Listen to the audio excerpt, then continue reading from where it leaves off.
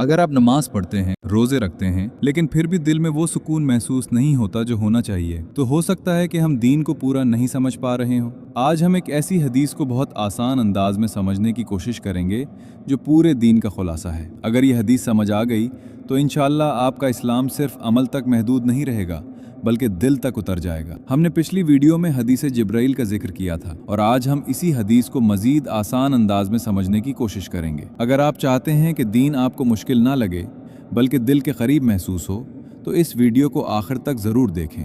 इस हदीस को हदीस जिब्राइल इसलिए कहा जाता है क्योंकि इस वाक़े में हज़रत जिब्राइल अलैहिस्सलाम इंसानी शक्ल में नबी करीम सल्लल्लाहु अलैहि वसल्लम की खिदमत में हाजिर हुए थे। उन्होंने सवालात किए और नबी करीम सल्लल्लाहु अलैहि वसल्लम ने उन सवालात के जवाब देकर पूरी उम्मत को दीन की तालीम दी। इस हदीस में नबी करीम सल्लल्लाहु अलैहि वसल्लम ने हमें दीन को 3 हिस्सों में समझाया है: इस्लाम, ईमान और एहसान।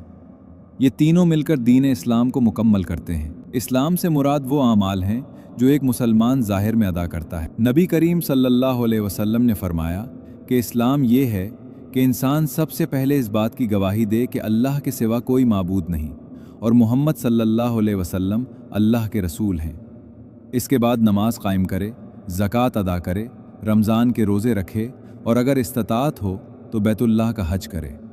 इससे हमें ये बात समझ आती है कि इस्लाम उन बुनियादी आमाल का नाम है जो हर मुसलमान की अमली ज़िंदगी में शामिल होने चाहिए। ईमान दिल से यकीन करने का नाम है और इसका ताल्लुक़ इंसान के बातिन से होता है। नबी करीम सल्लल्लाहु अलैहि वसल्लम ने फरमाया कि ईमान ये है कि इंसान अल्लाह ताला पर यकीन रखे, उसके फरिश्तों पर यकीन रखे, उसकी किताबों पर यकीन रखे, उसके रसूलों पर यकीन रखे, क़यामत के दिन पर यकीन रखे और तकदीर की भलाई और बुराई को दिल से माने। यहाँ यकीन रखने का मतलब ये है कि इंसान इन बातों को सिर्फ ज़बान से न कहे बल्कि दिल में ये बात पुख्ता हो जाए कि ये सब हक और सच हैं और एक दिन हमें अपने आमाल का हिसाब देना है। इस हदीस से हमें यह सबक मिलता है कि ईमान सिर्फ अल्फाज का नाम नहीं बल्कि सच्चे और मजबूत यकीन का नाम है। एहसान का मतलब ये है कि इंसान अल्लाह की इबादत इस तरह करे जैसे वो अल्लाह को देख रहा हो, और अगर ये कैफियत पैदा ना हो सके तो कम से कम ये एहसास ज़रूर हो कि अल्लाह हमें देख रहा है। ज़रा सोचें, अगर हमें वाकई ये यकीन हो जाए कि अल्लाह हमें हर वक्त देख रहा है